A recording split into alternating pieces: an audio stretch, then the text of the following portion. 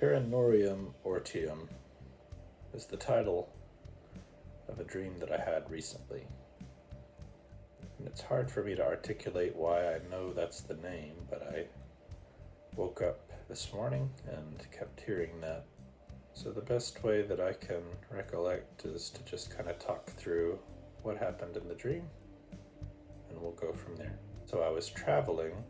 I was at the local airport here and get all the way through the checkpoint into the terminal, and I'm looking for my destination, and I realize I'm in the wrong terminal. I'm going to have to take some other back way. So there's a bit of a struggle to get across from one terminal to the other without having to kind of go behind some buildings and get across.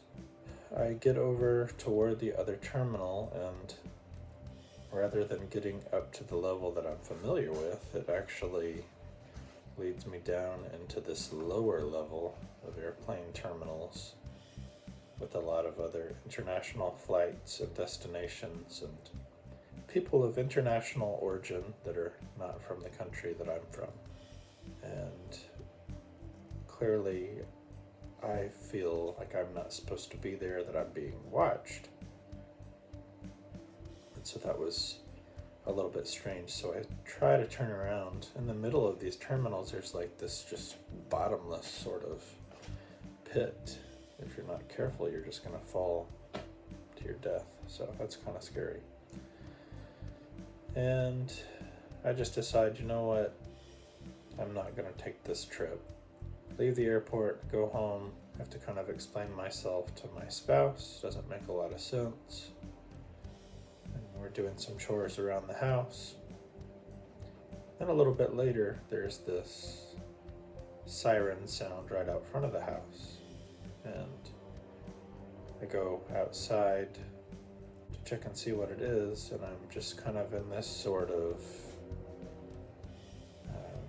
hypnosis of sorts. And my wife comes to follow behind, and we're over there looking, and there's this bizarre looking vehicle. I don't know, vehicle's probably the right word. It had wheels. It had like 5 or 6 rows, kind of like a super pseudo golf cart type of thing. But it was really wide, and each row had several people on it. Even though the driver of the vehicle doesn't really say, hey, you need to get on, it's like we know we should. So we get on, and the vehicle kind of peels out and moves really fast in sort of a circular motion, and then zips us across. Go back a couple of blocks to a nearby lake, and then it goes up and crashes into the water and drops down below.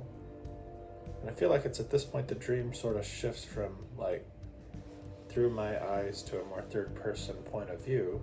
We come out of the water. My wife is quite a ways down from where I'm at, but she's getting out. I get out, and we both find some tools, and the driver in some way sort of communicates to us, these are your weapons, use them carefully. So one of them is sort of like an extended doctor's reflex checker. I don't know the technical name for that.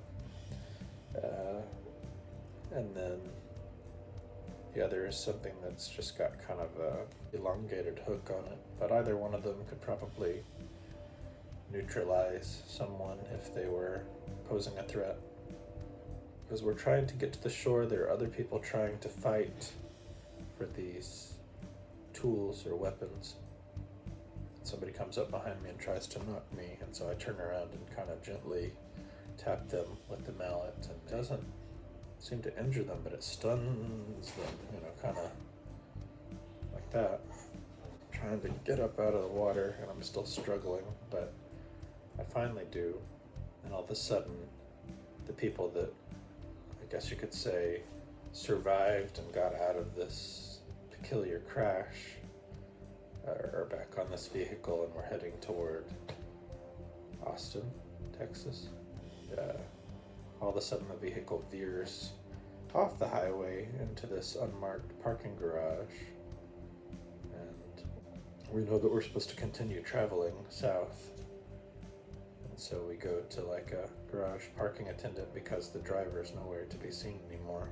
And we're asking how to get back out to the highway, and he tries to give us some directions, but ultimately we end up just stranded and trapped in this garage where other ominous things seem to be happening. And it's that point that the dream ends. So not totally sure what that all means. Dreams are often odd and bizarre and tangential, but definitely entertaining. And sometimes when I talk through a dream, I find it useful to document it as something noteworthy or interesting. So, Paranorium Orteum.